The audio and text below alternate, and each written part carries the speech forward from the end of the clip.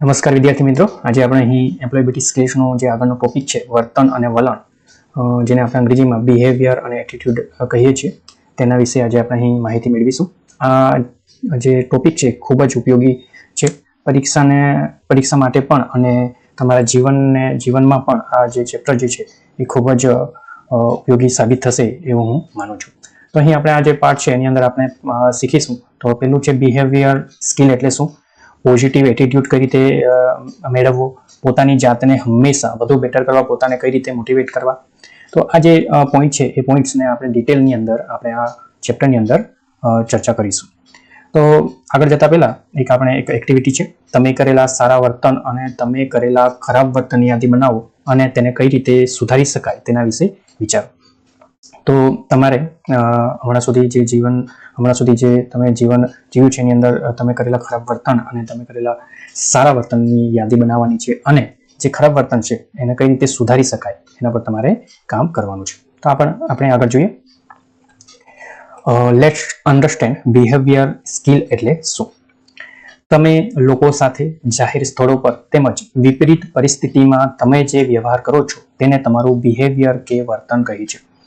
તો અહીં જોઈ શકો છો કે તમે જ્યારે તમારા દ્વારા લોકો સાથે, જાહેર સ્થળો પર જ્યારે તેમજ તમારી સાથે વિપરીત પરિસ્થિતિ આવે ત્યારે તમે જેવો વ્યવહાર કરો છો, સારો ખરાબ, એને તમારું બિહેવિયર કે વર્તન આપણે કહીએ છીએ.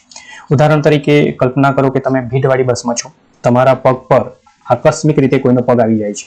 તમારી તાત્કાલિક પ્રતિક્રિયા શું હશે? તો તમે ગુસ્સે થઈ જશો કે પછી વિનમ્ર ભાવે એમને જણાવશો? તો આ તમારું આ બિહેવિયર છે કે તમે એ વ્યક્તિને તમે ગુસ્સાથી જણાવશો કે પછી તમારે વિનમ્ર ભાવે કહેશો કે ચલો આ જે તમે પગ આવી ગયો છો એને તમે યોગ્ય જગ્યાએ મૂકી શકો છો. તો અહીં તમારું વર્તન બે રીતે જણાવશો. એક છે મૌખિક રીતે બોલીને, અને બીજું છે બિનમૌખિક રીતે, જેમ કે ચહેરાના હાવભાવ અથવા શારીરિક ભાષા સાથે. તો તમે અહીં જોઈ શકો છો કે આ જે છે એ મૌખિક રીતે કોમ્યુનિકેશન છે, અને આ જે છે એ ચહેરાના હાવભાવ સાથે સામેવાળાને તમે સાઇન આપો છો કે તમે કેવો વ્યવહાર કરો છો. તો આગળ જઈએ. નીચે મુજબની બિહેવિયરલ સ્કિલ હોય છે. તો જે છ પ્રકારની મુખ્ય બિહેવિયર સ્કિલ હોય છે એની અંદર પ્રથમ છે કમ્યુનિકેશન. તો આ જે કમ્યુનિકેશન છે ખૂબ જ ઉપયોગી સ્કિલ છે, બિહેવિયર સ્કિલ. તો એની અંદર આપણે જોઈએ કે કમ્યુનિકેશન એટલે એને ગુજરાતીમાં આપણે કહીશું સંચાર. તો એની અંદર જોઈએ તો બોલવાની કુશળતા, શ્રવણ કૌશલ્ય, બોડી લેંગ્વેજ, લેખન કૌશલ્યનો સમાવેશ થાય છે. આપણે કેવી રીતે વાતચીત કરીએ છીએ તે અન્ય લોકો સાથેના આપણા સંબંધોને બનાવી અથવા તોડી શકે છે. તો કમ્યુનિકેશનની અંદર મુખ્ય છે તમારી બોલવાની કુશળતા, તમે કેવી રીતે બોલો છો, શુદ્ધ, સામેવાળાને ખબર પડે એવી રીતે. શ્રવણ કૌશલ્ય, શાંતિથી સાંભળો છો કે નહીં. બોડી લેંગ્વેજ, તમે જ્યારે બોલો છો ત્યારે તમારા હાથની જે કળા છે, આંખ અને તમારું જે બોડી છે એનું જે ટેક્સચર છે એ કઈ રીતે તમે સામેવાળાને બતાવો છો. એ રીતે છે લેખન કૌશલ્ય, તમે લખીને પણ સામેવાળાને કમ્યુનિકેશન કરી શકો છો. તો આ રીતે તમે કમ્યુનિકેશન સામેવાળા સાથે કે કોઈ પણ જોડે કમ્યુનિકેશન કરી શકો છો. વાતચીત એ વ્યક્તિઓ અથવા જૂથો વચ્ચે માહિતી, વિચારો અથવા લાગણીઓની આપ-લે કરવાની પ્રક્રિયા છે. વાતચીત એટલે કમ્યુનિકેશન એટલે શું? કે જે જૂથો હોય, સામે ભીડ હોય, તેની વચ્ચે માહિતી, અથવા ભીડ અથવા વ્યક્તિ 1 to 1 હોય અથવા 1 to many હોય, તો એની વચ્ચે તમે માહિતી શેર કરો છો, વિચારો શેર કરો છો પોતાના, અથવા લાગણીઓની આપ-લે કરો છો. તે લાગણીઓની આપ-લે કરવાની જે પ્રક્રિયા છે એને આપણે શું કહીશું? કમ્યુનિકેશન.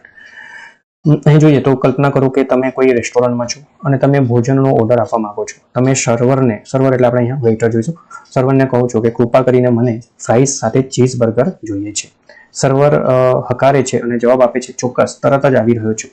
આ ઉદાહરણમાં તમે અહીં પણ ઉદાહરણ જોયું કે તમે તમારી વિનંતીને સ્પષ્ટ અને સીધી રીતે સંચાર કર્યો છે અને સર્વરે તમારો ઓર્ડર સમજી લીધો અને સ્વીકાર્યો છે. સંચારનું મૂળભૂત પરંતુ અસરકારક સ્વરૂપ દર્શાવ્યું છે. મેઇન કમ્યુનિકેશનની અંદર તમે જે રીતે બોલો છો એ જે મેસેજ છે એ સ્પષ્ટ અને સામેવાળાને સમજાય એવો સિમ્પલ અને સ્પષ્ટ હોવો જોઈએ, જેથી કરીને સામેવાળાને ખ્યાલ આવે કે તમે શું કહેવા માંગો છો. એ છે મેઇન મુખ્ય કમ્યુનિકેશન સંચારની રીત. એ તમારે શીખવી જરૂરી છે તમારા જે કેરિયર માટે, તમારા આગળના જે જીવન માટે, અને તમારી સરસ કારકિર્દી બનાવવા માટે તમારે સારું કમ્યુનિકેશન શીખવું ખૂબ જ જરૂરી આજના જમાનામાં બની રહે છે. આગળ જોઈએ તો બીજી જે બિહેવિયરલ સ્કિલ છે એની અંદર છે સેલ્ફ ઇમ્પ્રુવમેન્ટ એનો ગુજરાતી થશે સ્વ સુધારણા. આપણે પોતાની જાતને જ્યાં છે ત્યાંથી આગળ એક સારી રીતે આગળ વધવા માટે આપણે પોતાને હંમેશા સેલ્ફ ઇમ્પ્રુવમેન્ટ કરતા હોઈએ છીએ. તો એની અંદર જોઈએ તો સ્વ સુધારણા એ વ્યક્તિઓ દ્વારા તેમના જ્ઞાન, કૌશલ્ય, વર્તન અને જીવનની એકંદર ગુણવત્તાને વધારવા માટે કરવામાં આવેલ પ્રયાસોનો ઉલ્લેખ કરે છે. તમે જોઈ શકો છો કે સ્વ સુધારણા એટલે તમે જ્ઞાન એટલે તમે જે કંઈક બુક્સ વાંચો છો, ટેક્સ્ટ બુક વાંચો છો, એ વાંચીને તમે તમારા જ્ઞાનની અંદર વધારો કરો છો. એ રીતે જે સ્કિલ છે, કૌશલ્ય એટલે સ્કિલની અંદર તમે સતત પ્રેક્ટિસ કરીને તમારું સ્કિલ વધારો છો. જેથી કરીને ધારો કે તમે ટાઈપિંગ સ્પીડ વધારવા માંગતા હો છો, દરરોજ પ્રેક્ટિસ કરો છો તમે ટાઈપિંગ માટે, અને તમારી જે ટાઈપિંગ સ્પીડની સ્કિલ છે એ તમે વધારો છો. એ રીતે છે વર્તન, તમારું જે હાવભાવ છે, બિહેવિયર છે, એને પણ તમે દરરોજ સારું અને સુધારો છો. એ રીતે જીવનની એકંદરે ગુણવત્તાને વધારવા માટે કરવામાં આવેલ પ્રયાસોને આપણે સ્વ સુધારણા કહીએ છીએ. ઉદાહરણ તરીકે જોઈએ તો માની લો કે તમે તમારી શારીરિક તંદુરસ્તી સુધારવા માંગો છો. તમે દરરોજ સવારે કામ કરતા પહેલા 30 મિનિટ જોગિંગ કરવાનું નક્કી કરો છો. શરૂઆતમાં તે પડકારજનક છે, પરંતુ જેમ જેમ તમે તમારી દિનચર્યાને વળગી રહેશો તેમ ધીમે ધીમે તમારી સહનશક્તિ અને સહનશક્તિમાં વધારો કરશો. સમય જતાં તમે જોશો કે તમારું ફિટનેસ સ્તર સુધરે છે, વધુ મહેનતુ અને સ્વસ્થ લાગે છે. નિયમિત વ્યાયામ પ્રત્યેની આ પ્રતિબદ્ધતા તમારી શારીરિક સુખાકારીમાં વધારો કરવાના હેતુથી સ્વ સુધારણાનું એક સીધું ઉદાહરણ છે. તો તમે જોઈ શકો છો કે તમે તમારું જે ફિટનેસ છે, તમારું જે હેલ્થ છે, એને સુધારવા માટે તમે દરરોજની 30 મિનિટ તમે જોગિંગ કરવાનું નક્કી કરો છો. તો એ શરૂઆતમાં તો એવું લાગે છે કે થોડું અઘરું છે અને મારાથી નહીં થઈ શકે, પણ તમે દરરોજ કરશો તો ધીમે ધીમે તમને એ ટેવ પડી જશે. તો અહીં ઘણી જે સેલ્ફ ઇમ્પ્રુવમેન્ટની અહીંયા તમે જોઈ શકો છો. તો ટાઈપિંગ સ્પીડ વધારવી, બોલવાની કળા આપણે સુધારવી, એકબીજા સાથે કમ્યુનિકેશન સારી રીતે થઈ શકે એની સ્કિલ્સ વધારવી, આ બધી જે છે એ સ્વ સુધારણાની સ્કિલ છે, જેને આપણે દરરોજ એને આપણે સુધારતા હોઈએ છીએ અને સુધારવા માટે આપણે પ્રતિબદ્ધ રહેતા હોઈએ છીએ. આગળ જોઈએ તો અહીં છે ટાઈમ મેનેજમેન્ટની અંદર જોઈશું તો મુખ્ય ખૂબ જ ઉપયોગી આ જે સ્કિલ છે ટાઈમ મેનેજમેન્ટ. સમય વ્યવસ્થાપન એટલે કોઈ ઉપયોગી કાર્યને પૂર્ણ કરવા અને લક્ષ્યો હાંસલ કરવા માટે અસરકારક રીતે સમયની ફાળવણી, સમયનું આયોજન કરવાની પ્રક્રિયાનો સંદર્ભ આપે છે. તો આ જે છે ટાઈમ મેનેજમેન્ટ આપણા જીવનમાં ખૂબ જ ઉપયોગી હોય છે. જો તમે ટાઈમને મેનેજ નથી કરતા તો તમે તમારી જે જરૂરી કામો હોય છે, અગત્યના કામો હોય છે, એ પાછળ છૂટી જતા હોય છે. તો ટાઈમ મેનેજમેન્ટની અંદર જે છે એની અંદર મુખ્ય તો જે આપણો જે દિવસ છે એને આપણે એને કઈ રીતે ટાઈમ આપવો, આપણા જે દરેક કાર્યો છે, શેડ્યુલ છે, આપણા લક્ષ્યો છે, આપણા જે ગોલ છે, એને કઈ રીતે સમય આપવો એના વિશે આપણે અહીં ચર્ચા કરીશું. તો પહેલું છે કાર્યોને પ્રાથમિકતા આપો. પ્રથમ તો તમે જે ઉપયોગી કાર્યો છે એને પહેલા પ્રાથમિકતા આપો. સૌથી મહત્વપૂર્ણ કામને ઓળખો અને તેના પર ધ્યાન કેન્દ્રિત કરો, અને પહેલા કાર્યોનો અભ્યાસ કરો, પછી બીજા કાર્યો કરો. જે ઉપયોગી કાર્યો છે એને પહેલા તમારે કરવા જોઈએ. એ રીતે છે. બીજું છે શેડ્યુલ બનાવો. શેડ્યુલ મતલબ ટાઈમ ટેબલ હોઈ શકે. અભ્યાસ સત્રોની યોજના બનાવો અને વિવિધ વિષયો અથવા કાર્યો માટે ચોક્કસ સમયના સ્લોટ ફાળવો, જેથી કરીને કયા સમયે તમારે શું કરવાનું છે તમે એ શેડ્યુલ પ્રમાણે આગળ જઈ શકો. લક્ષ્યો સેટ કરો. મુખ્ય તો તમે જ્યારે ટાઈમ મેનેજમેન્ટ કરો છો, એ ટાઈમ મેનેજમેન્ટ શા માટે હોય છે? કોઈક આપણું એક લક્ષ્ય હોય છે કે આપણે અહીં સુધી પહોંચવું છે, તો એ લક્ષ્યો સેટ કરવાના હોય છે. એમાં પ્રેરિત અને ટ્રેક પર ટકી રહેવા માટે મોટા કાર્યોને નાના પ્રાપ્ત કરી શકાય તેવા લક્ષ્યોમાં વિભાજિત કરો. એક સાથે તમે મોટું લક્ષ્ય બનાવેલું હશે કે મારે આજે બુક્સ આજે આખા દિવસમાં પૂરી કરવી છે, પણ તમે લગભગ એને પૂરી કરી શકશો નહીં. તો તમે એને નાના કાર્યોમાં વિભાજિત કરી દો કે હું આ વીકમાં આ દિવસ આટલું વાંચીશ, બીજા દિવસ આટલું વાંચીશ. તો એ જે લક્ષ્યો છે તમે ખૂબ જ સારી રીતે અને ઇઝી રીતે લક્ષ્યો અચીવ કરી શકશો. આગળ જોઈએ તો વિક્ષેપોને ઓછા કરો. ધારો કે તમારા મોબાઈલમાં નોટિફિકેશન આવતી હોય છે, કે સૂચનાઓ આવતી હોય છે, નોટિફિકેશન સૂચનાઓને બંધ કરો. અભ્યાસ માટે શાંત વાતાવરણ શોધો અને ફોકસ જાળવવા માટે પોમોડોરો ટેકનિક જેવા સાધનોનો ઉપયોગ કરો. અહીં તમે જોઈ શકો છો કે પોમોડોરો ટેકનિક જે છે એની અંદર તમારે જાતને પોતાને એક ડિસિપ્લિનમાં લાવવાનું હોય છે. એની અંદર તમારે 15 મિનિટ એક શેર કરવાનો હોય છે ટાઈમ. ધારો કે 15 મિનિટ તમે વાંચો છો, કન્ટિન્યુ 15 મિનિટ વાંચવાનું હોય છે, અને પછી 5 મિનિટ તમારે રેસ્ટ લેવાનો હોય છે. એ રીતે જ આખા દિવસમાં 15 મિનિટ વાંચો છો, 2 થી 3 મિનિટ રેસ્ટ લો છો, 15 મિનિટ વાંચો છો, 2 થી 3 મિનિટ રેસ્ટ લો છો. એ રીતે તમે આગળ તમારું જે ફોકસ છે એ જાળવો છો. એને આપણે શું કહીશું? પોમોડોરો ટેકનિક. હવે જે તો ટાઈમ એકાગ્રતા અને રિચાર્જ જાળવવા માટે અભ્યાસ સત્રો વચ્ચે ટૂંકા વિરામનો સમાવેશ કરો. હવે કન્ટિન્યુઅસ કોઈ બી વ્યક્તિ વાંચી શકે નહીં. એના માટે તમારે થોડો આરામ છે, તમારે રિફ્રેશ માટે એના માટે પણ સમય તમારે ફાળવવો રહ્યો. તો એકાગ્રતા તો જળવાશે જ્યારે તમે એ ખૂબ જ રુચિ સાથે, રસ સાથે એ વસ્તુ કરશો અને આગળ વધશો. તો તમે એના માટે તમારે એકાગ્રતા અને વિચાર જળવવા માટે તમારે અભ્યાસ સત્રો વચ્ચે ટૂંકા વિરામનો સમાવેશ કરવો રહ્યો.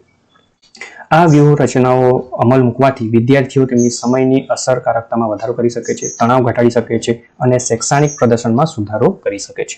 આ રીતે તમે જ્યારે ટાઈમને મેનેજ કરો છો ત્યારે તમને તણાવ નથી લાગતો, શૈક્ષણિક જે તમે જે વાંચો છો એને સારી રીતે યાદ રાખી શકો છો અને તમારા શૈક્ષણિક પ્રદર્શનમાં સુધારો આવી શકે છે. અહીં તમે જોઈ શકો છો બે ઇમેજ જે છે એની અંદર અહીં જે આ જે ઇમેજ છે એની અંદર અહીં અર્જન્ટ છે, અહીં નોટ અર્જન્ટ છે, અહીં ઇમ્પોર્ટન્ટ છે, નોટ ઇમ્પોર્ટન્ટ છે. અહીં જે ઇમ્પોર્ટન્ટ અને અર્જન્ટના જે ખાનામાં આવે છે એને તમારે પ્રાથમિકતા, જે કાર્ય હોય, જે કાર્ય તમારે અહીં અર્જન્ટ અને ઇમ્પોર્ટન્ટના ખાનામાં આવે એને તમારે સૌથી પ્રથમ કરવાનું હોય છે. એ રીતે તમારા ચારે ખાનામાં કામ લખેલું જે તમને લાગે કે જો ખૂબ જ ઇમ્પોર્ટન્ટ છે તો તમારે આ ખાનામાં લખવાનું હોય અને જે જરૂરી નથી એવા ખાના તમને એવું લાગે છે કે મારે આજે નહીં તો કાલે કરવું છે તો તમે એને આ ખાનામાં લખી શકો છો. એ રીતે આજે જે બોક્સ છે, સ્ક્વેર છે, એની અંદર તમે ટાઈમ મેનેજમેન્ટ માટે તમે ખૂબ જ ઉપયોગી રીતે આ બોક્સને ઉપયોગમાં લઈ શકો છો. આગળ જોઈએ તો કોન્ફ્લિક્ટ રિઝોલ્યુશન, સંઘર્ષનું નિરાકરણ. સંઘર્ષ નિરાકરણ એ વ્યક્તિઓ અથવા જૂથો વચ્ચે વિવાદો અથવા મતભેદોને જાણવા, સંબોધવા અને ઉકેલવાની પ્રક્રિયા છે. સંઘર્ષના નિરાકરણનો હેતુ સમજણને પ્રોત્સાહન આપવાનો, સંબંધોમાં સુધારો કરવાનો અને તણાવ અથવા દુશ્મનાવટને વધતા અટકાવવાનો છે. ઉદાહરણ તરીકે જોઈએ તો બે વિદ્યાર્થીઓ અસંમત છે કે તેમના જૂથ પ્રોજેક્ટનું નેતૃત્વ કોણે કરવું જોઈએ.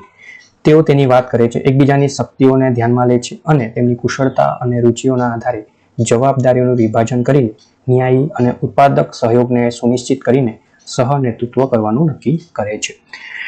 મતલબ કે આપણે જ્યારે કોઈ કામના ક્ષેત્રે હોઈએ અથવા ઘરના સંઘર્ષ હોય કે પછી સ્ટુડન્ટ લાઈફના સંઘર્ષ હોય તો એ સંઘર્ષ જે છે એને આપણે નિવારી શકીએ છીએ સારી રીતે.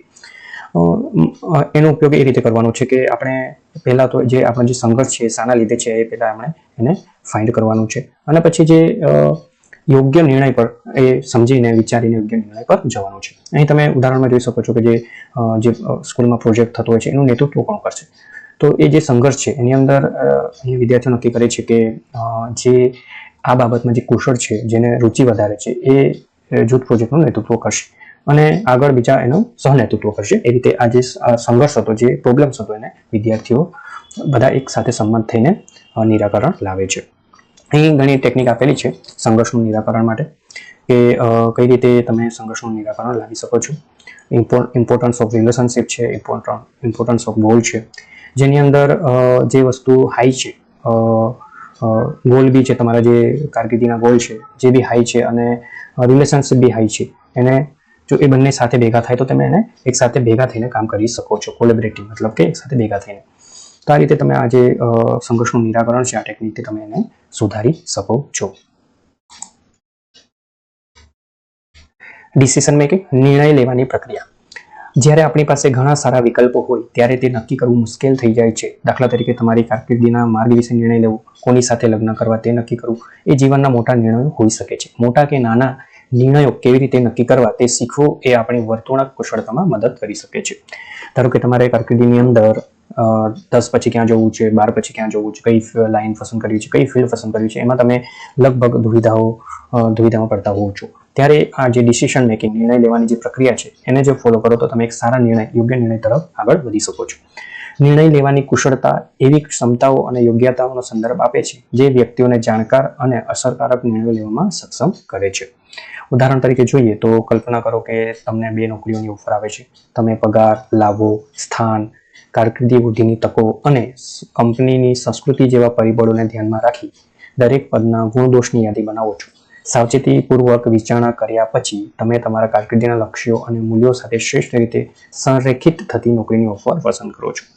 અહીં ઉદાહરણમાં આપેલું છે કે 2 નોકરીની ઓફર આવે છે તમને અને એમાં તમે બધું કમ્પેર કરો છો કે કઈ રીતે કોનો પગાર વધારે છે, કોની જગ્યા સારી છે અને ભવિષ્યમાં કઈ કંપનીમાં મને વધારે લાભ થશે અને કેરિયરમાં મને વૃદ્ધિ કઈ કંપની વધારે આપશે, તેમજ જે સાંસ્કૃતિક પરિબળો છે કઈ કંપનીમાં સારા છે, એ બધું તમે પોઝિટિવ નેગેટિવ જુઓ છો અને પછી નક્કી કરો છો કે કઈ કંપની મારા માટે સારી છે અને પછી નોકરીની ઓફર તમે પસંદ કરો છો. આ રીતે એક સાયન્ટિફિક વે પર એક લોજિકલ વે પર તમે જ્યારે નોકરી પસંદ કરો છો ત્યારે તમે લગભગ તમારું જે ડિસિઝન મેકિંગ છે એ સાચું થવાની સંભાવના વધી જાય છે.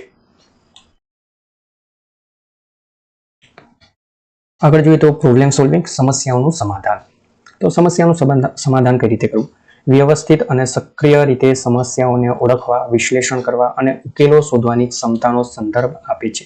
તેમજ વિવિધ પરિસ્થિતિઓમાં ઉદ્ભવતા જટિલ અથવા પડકારરૂપ મુદ્દાઓના ઉકેલો શોધવાની ક્ષમતાનો સંદર્ભ આપે છે. વ્યક્તિગત અને વ્યવસાયિક સંદર્ભોમાં સમસ્યાનું નિરાકરણ કૌશલ્ય મહત્વપૂર્ણ છે, જે વ્યક્તિઓના અવરોધોને દૂર કરવા, યોગ્ય નિર્ણયો લેવા અને અસરકારક રીતે લક્ષ્યો હાંસલ કરવામાં સક્ષમ બનાવે છે. તો પ્રોબ્લેમ સોલ્વિંગ એટલે શું કે તમે સમસ્યાને પહેલા તો ઓળખો છો કે પ્રોબ્લેમ શું છે, પછી એનું વિશ્લેષણ કરો છો કે જે આ સમસ્યા છે એ શાના માટે ઉદ્ભવી છે, કઈ રીતે આવી છે, પછી એને તમે ઉકેલ શોધો છો કે હવે આ સમસ્યા જે છે એને આપણે કઈ રીતે ઉકેલીશું જેથી કરીને તમને એ સમસ્યાનું સમાધાન મળે. હવે જે જટિલ સમસ્યા હોય છે, પડકારરૂપ મુદ્દાઓ હોય છે, એનો ઉકેલ શોધવાની ક્ષમતાનો સંદર્ભ તમે આ પ્રોબ્લેમ સોલ્વિંગથી કરી શકો છો. તમે આ પ્રોબ્લેમ સોલ્વિંગથી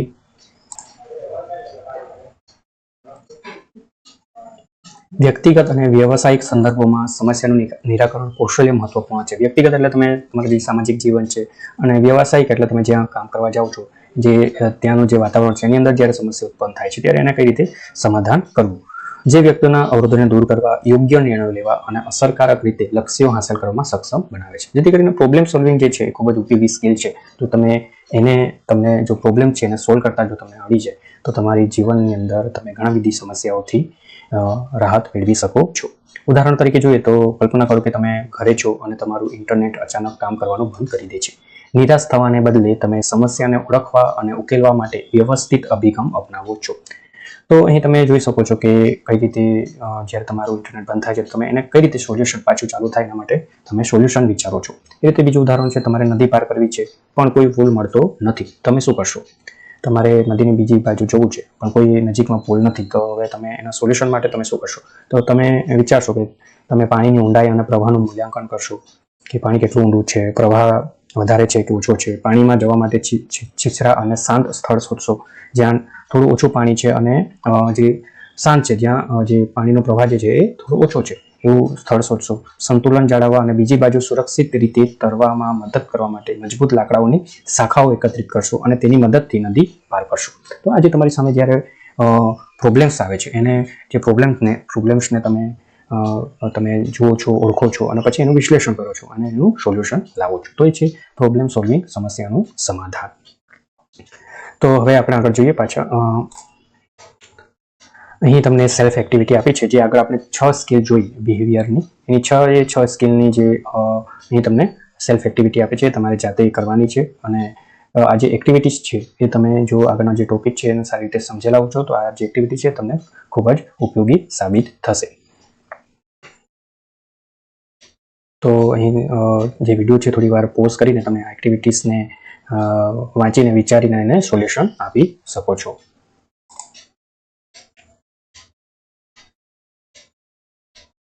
અમે અહીં તમે જોઈ શકો છો કે જે એક્ટિવિટીઝ છે, તમારી કારકિર્દી વિકલ્પ માટે SWOT, શક્તિઓ, નબળાઈઓ, તકો, ધમકીઓનું વિશ્લેષણ કરો.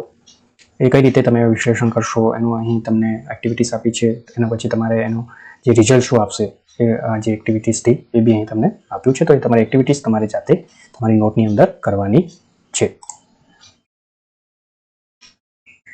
આગળ જોઈએ તો હકારાત્મક અભિગમ, પોઝિટિવ એટીટ્યુડ. પહેલા તો આપણે જોઈએ કે હકારાત્મક અભિગમ એટલે શું. તો હકારાત્મક અભિગમ એટલે શું? તો સકારાત્મક વલણ રાખવાનો અર્થ એ છે કે સારી કે ખરાબ પરિસ્થિતિઓમાં પ્રતિક્રિયાઓમાં તમારા વિશે આશાવાદી રહેવું. સકારાત્મક વલણ ધરાવતા લોકો આશાવાદી રહે છે અને મુશ્કેલ પરિસ્થિતિઓમાં પણ તેઓ ટકી રહે છે અને સારું અને શુભ વિચારે છે. સકારાત્મક અથવા હકારાત્મક વલણ એટલે શું છે કે જે તમારી સાથે ધારો કે ખરાબ પરિસ્થિતિ આવે છે ત્યારે તમારી સાથે જે પ્રતિક્રિયાઓ થાય છે, લોકો કશું બોલે છે, અપમાન કરે છે તમને, અથવા ગાળ આપે છે, ખરાબ કશું બોલે છે, ત્યારે તમે જે પ્રતિક્રિયા આપો છો એને હકારાત્મક અભિગમ કહે છે. અને તમે આશાવાદી રહો છો કે સકારાત્મક વલણ જે ધરાવતા લોકો છે હંમેશા આશાવાદી રહેતા હોય છે અને હંમેશા સારું અને શુભ વિચારતા હોય છે. ઉદાહરણ તરીકે જોઈએ તો મલાલા યુસુફઝઈ છે જે એક પાકિસ્તાની શિક્ષણ કાર્યકર્તા છે, જેણે પાકિસ્તાનમાં તેના વતન સ્વાત ખીણમાં છોકરીઓના શિક્ષણની હિમાયત માટે આંતરરાષ્ટ્રીય માન્યતા પ્રાપ્ત કરી હતી, જ્યાં સ્થાનિક તાલિબાનને છોકરીઓને શાળામાં જવા પર પ્રતિબંધ મૂક્યા હતા. પોતાની જીવ માટેના જોખમોનો સામનો કરવા છતાં મલાલાએ શિક્ષણના અધિકારો માટે બોલવાનું અને હિમાયત કરવાનું ચાલુ રાખ્યું. આજે તેનું પરિણામ હકારાત્મક આવી રહ્યું છે અને છોકરીઓને શાળામાં જવા પર હવે કોઈ પ્રતિબંધ નથી. તો જે આ છે છોકરી છે, એમણે તાલિબાનોએ સ્કૂલમાં જવા માટે એમને પ્રતિબંધ મૂક્યો હતો. ત્યારે એણે આગળ આવીને વિરોધ કર્યો અને યુએનમાં એમણે ભાષણ આપ્યું હતું અને એમણે જે એક લડત ચલાવી હતી અને આ લડતને લીધે આજે તાલિબાનોની સામે જીત મેળવી આજે પાકિસ્તાનમાં છોકરીઓ શિક્ષણ મેળવી રહી છે. એમનો એક કોટ છે, one child, one teacher, one book and one pen can change the world. એક આશાવાદી વ્યક્તિ આવી રીતે વિચારતા હોય છે. અહીં તમે જોઈ શકો છો એક ગ્લાસ છે, એની અંદર અડધું પાણી ભરેલું છે. તો જે આશાવાદી લોકો હોય છે એને એ રીતે જોતા હોય છે કે અડધો ગ્લાસ પાણી છે અને અડધો ગ્લાસ હવાથી ભરેલો છે. જ્યારે નિરાશાવાદી જે લોકો છે એ રીતે જોતા હોય છે કે અડધો ગ્લાસ ખાલી છે. એ લોકોનું ફર્સ્ટ રિએક્શન એવું હશે કે અડધો ગ્લાસ એ ખાલી છે. અહીં તમે જોઈ શકો છો what is the glass, half empty છે, હાફ ફૂલ છે કે 50% ફિલ્ડ વિથ લિક્વિડ છે. તો તમે જો આશાવાદી હશો તો તમે એમને એવું કહેશો કે આ જે ગ્લાસ છે એ ફૂલ ભરેલો છે, અડધો પાણીથી અને અડધું હવાથી. તો આ રીતે જે હકારાત્મક અભિગમ ધરાવતા લોકો છે એ આ રીતે સકારાત્મક વિચાર ધરાવતા હોય છે અને તેમના જીવનની અંદર આ જે હકારાત્મક અભિગમ છે ખૂબ જ ઉપયોગી સાબિત થતું હોય છે. હકારાત્મક અભિગમની એક બીજી જે રિયલ લાઈફ એક્ઝામ્પલ છે એની અંદર નિક વ્યુઝ એક પ્રેરક વક્તા અને લેખક છે, જેનો જન્મ ટેટ્રા એમેલિયા સિન્ડ્રોમ સાથે થયો હતો, જે એક દુર્લભ ડિસઓર્ડર છે જે ચારેય અંગોની ગેરહાજરી, હાથ અને પગ ન હોવા, જેની અંદર આ જે સિન્ડ્રોમ હોય છે એની અંદર બંને હાથ અને બંને પગ હોતા નથી, દ્વારા વર્ગીકૃત થયેલ છે. જન્મથી જ નોંધપાત્ર શારીરિક પડકારોનો સામનો કરવા છતાં નિકે તેમના પ્રેરક વાર્તાલાપ અને પુસ્તકો દ્વારા અન્ય લોકોને પ્રેરણા આપવા માટે તેમનું જીવન સમર્પિત કર્યું છે. તમે જોઈ શકો છો આ વ્યક્તિને નિક વ્યુઝ છે જેના બંને હાથ અને બંને પગ અપંગ છે. તેમ છતાં પણ આજે એમણે લગભગ 10 થી 15 બુકો લખી છે અને એ પાણીની અંદર સર્ફિંગ બી કરે છે, પાણીની અંદર તરતા પણ શીખેલા છે અને ઘણું બધું એ આજે લગભગ સફળ પુરુષોમાં એનું નામ આવે છે. એમની બુક છે લિમિટલેસ અને અનસ્ટોપેબલ. આ એમની બુક છે જે ખૂબ જ આજના જમાનામાં વાંચવામાં આવી રહી છે. તો આ જે છે રિયલ એટીટ્યુડ, પોઝિટિવ એટીટ્યુડ જે છે, જે તમને આગળ જીવનની અંદર આગળ જ્યારે તમે નિરાશામાં ધકેલાઈ જાઓ છો ત્યારે આ બધી જે સ્ટોરી છે તમને ખૂબ મદદ કરે છે. હવે જોઈએ ચાલો હકારાત્મક અભિગમ કેવી રીતે વિકસાવવો તે જોઈએ. તો પેલું જે છે એની અંદર કૃતજ્ઞતાનો અભ્યાસ કરો. કૃતજ્ઞતા એટલે અહીં તમે જોઈ શકો છો આ ચિત્રમાં કે તમારી જે પ્રકૃતિ છે, તમારા જે કોડ છે એને પહેલા તો આભાર માનો કે આજે હું જે પણ પરિસ્થિતિમાં છું, જે રીતે પણ હું જીવું છું એનો પહેલા તો આભાર માનો કે જેથી કરીને એક કૃતજ્ઞતા આપણે એક પ્રકૃતિ પ્રત્યે આપણી કૃતજ્ઞતા હોવી જોઈએ. તમારા જીવનના સકારાત્મક પાસાઓને સ્વીકારવા અને પ્રશંસા કરવા માટે નિયમિતપણે સમય કાઢો. કૃતજ્ઞતા જનરલ રાખો, તમે નોટ કરી શકો એને, અથવા દરેક દિવસ માટે તમે જે વસ્તુઓ માટે આભારી છો તેનું ધ્યાનમાં લો. તમને જમવાનું મળે છે, તમને સરસ પાણી પીવાનું મળે છે, તમને સરસ હવા મળે છે, તો એના માટે આપણે પ્રકૃતિને કૃતજ્ઞ રહેવું જરૂરી છે. સારા પર ધ્યાન કેન્દ્રિત કરો. નકારાત્મક પાસાઓને બદલે પરિસ્થિતિઓના હકારાત્મક પાસાઓ પર ધ્યાન કેન્દ્રિત કરવા માટે તમારા મનને તાલીમ આપો. દરેક પરિસ્થિતિમાં આશાના કિરણની તલાશ કરો. હંમેશા સારા પર ધ્યાન કેન્દ્રિત કરો. જે તમારી પાસે આજુબાજુ નકારાત્મક પાસાઓ હોય છે, પણ તમારે જે ફોકસ છે તમારે સારા પર ધ્યાન કેન્દ્રિત કરવાનું રાખવું જોઈએ. તમારી જાતને હકારાત્મકતાથી ઘેરી લો. તમારા ગ્રોથ, વિકાસશીલ અને સકારાત્મક વિચારસરણીને પ્રોત્સાહિત કરવા માટે આશાવાદી અને સહાયક લોકો સાથે સમય વિતાવો. તમારી આજુબાજુ જે મિત્રો હોય છે, તમારા મિત્રો કેવા છે એના પર તમારા કરિયરનો ગ્રોથ મોટાભાગે ચાલતું હોય છે. તમારી આજુબાજુ જો પોઝિટિવ લોકો હશે તો તમે પોઝિટિવ તમારું જીવન જે છે એ પોઝિટિવ રીતે આગળ જશે. તમારું જે કરિયર છે એ આગળ સરસ રીતે આગળ વધશે. એ રીતે છે સકારાત્મક શબ્દો પસંદ કરો. તમારી સ્વ વાર્તા પર ધ્યાન આપો અને નકારાત્મક વિચારોને હકારાત્મક સમર્થન સાથે બદલો. એવા શબ્દોનો ઉપયોગ કરો જે તમને સશક્તિકરણ અને પ્રેરણા આપે. અહીં તમે જોઈ શકો છો કે કાંટ, હું આ કરી શકું નહીં, પણ એવા શબ્દોનો વિચાર કરો જે કેન મતલબ હું કરી શકું છું. તો એવા શબ્દો તમે હંમેશા હૃદયની અંદર તમારા મનમાં અથવા તમે એ બોલી શકો છો, વાંચી શકો છો. તો એ સકારાત્મક શબ્દોનો ઉપયોગ આપણા જીવન પર ખૂબ જ પડતો હોય છે. આગળ જે છે હસો અને હસાવો. દરરોજ આનંદ અને હસવાના કારણો શોધો. હાસ્ય તમારા વ્યક્તિત્વ અને મૂળ જે રસ છે જે તમારો એને બદલી શકે છે. તો હંમેશા હસો અને શક્ય હોય તો બીજાને હસાવો. તો આ જે છે આ હકારાત્મક અભિગમ કેળવવા માટે આ જે પોઈન્ટ છે ખૂબ જ જરૂરી છે. આગળ જોઈએ તો વાસ્તવિક લક્ષ્યો સેટ કરો. તમારા મૂલ્યો અને આકાંક્ષાઓ સાથે સુસંગત હોય તેવા પ્રાપ્ત કરી શકાય તેવા લક્ષ્યો સેટ કરો. આ લક્ષ્યો તરફની પ્રગતિ તમારા આત્મવિશ્વાસ અને આશાવાદને વેગ આપી શકે છે. વાસ્તવિક લક્ષ્યો એટલે શું કે તમે ધારો કે તમે એવા લક્ષ્યો સેટ ના કરી દો કે જે તમારા દિવસની અંદર પૂરા ના થઈ શકે અથવા મહિનાની અંદર પૂરા ના થઈ શકે. વાસ્તવિક લક્ષ્યો સેટ કરો જે આપણે એની અંદર બધું જ આવી જાય. તમારો જે ઊંઘવાનો સમય છે, તમારો જે ફરવાનો સમય છે, તમારો રમવાનો સમય છે, વાંચવાનો સમય છે. તો આવા જે વાસ્તવિક લક્ષ્યો છે એવા સેટ કરો જેથી કરીને તમને એ લક્ષ્યો તમે આનંદથી પૂરા કરી શકો. તમારી સંભાળ રાખો. કસરત, પર્યાપ્ત ઊંઘ, સ્વસ્થ આહાર અને આરામની તકનીકો જેવી સ્વસંભાળ પ્રવૃત્તિઓને પ્રાધાન્ય આપો. સ્વસ્થ શરીર સકારાત્મક માનસિકતાને ટેકો આપે છે. તો તમે તમારી જાતને પણ સંભાળ રાખવાની હોય છે. તો જો તમે એક સારું શરીર ધરાવતા હશો તો તમને સરસ દરરોજ એક સારો હકારાત્મક અભિગમ તમને દરરોજ ફીલ થશે.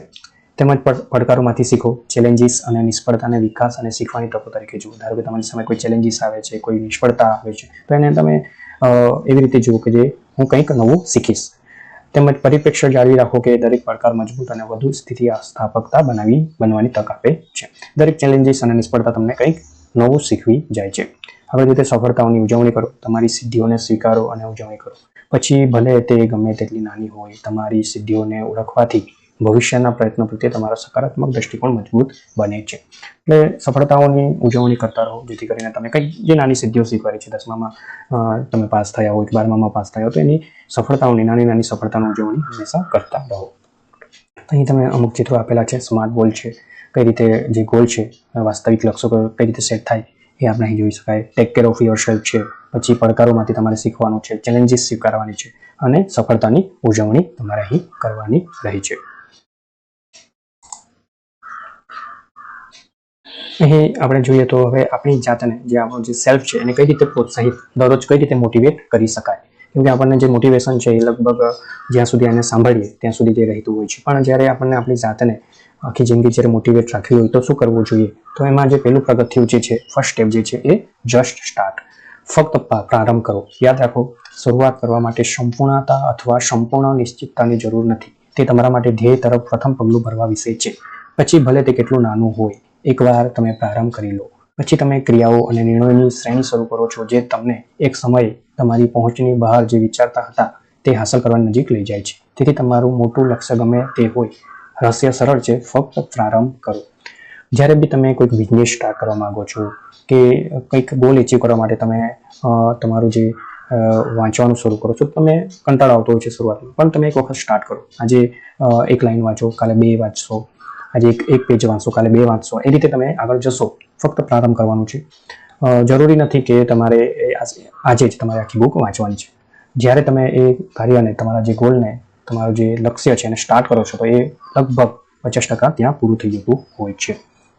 તો જ્યારે બી કંઈક સારું વિચાર તમને માઇન્ડમાં આવે ત્યારે એને એક વખત સ્ટાર્ટ કરી દો. Just start. એ તમને ખૂબ જ મોટિવેટ કરતું રહેશે અને તમને આગળ જે રસ્તા છે એ તમને જે તમારો જે ગોલ છે એ પ્રમાણેના રસ્તા તમને આગળ મળતા રહેશે. પણ તમારે એ પહેલાં તમારે એને સ્ટાર્ટ કરવું પડશે. ફક્ત પ્રારંભ કરો. બિઝનેસ કરવો છે, આગળ વધવું છે કરિયરની અંદર, તો તમે જસ્ટ સ્ટાર્ટ. એ રીતે જ કાર્યોને નાના પગલામાં વિભાજિત કરો. કામને નાના પગલામાં વિભાજિત કરવાથી મુશ્કેલ કાર્યોને વધુ વ્યવસ્થિત બનાવી શકાય છે અને ઉત્પાદકતામાં વધારો કરી શકાય છે. અહીં તમે જોઈ શકો છો જ્યારે આ જે સીડી છે એની અંદર મુશ્કેલીથી ઉપર આગળ જવાય છે. જ્યારે અહીં તમે જે કાર્યો છે એને સીડીના નાના ભાગમાં વિભાજિત કરી તો ખૂબ જ ઇઝી રીતે તમે એને આગળ ચડી શકો છો. એ રીતે જ જે આઈડિયાઝ છે એને પ્રથમ આઈડિયા તરીકે વિચારો, પછી એને ડિવાઈડ કરો, પછી એના જે એક્શન છે એક્શન લો અને પછી એને રિસર્ચ કરીને એને ડન કરો. તો અહીં તમે પહાડ ચડવા જાઓ છો તો ત્યારે તમે એક નાના સ્ટેપ લેતા હોવ છો. કોઈ પણ જે મોટું કાર્ય હોય છે એને નાના ભાગમાં વિભાજિત કરીને તમે એને સફળતા તરફ દોડી જાઓ છો.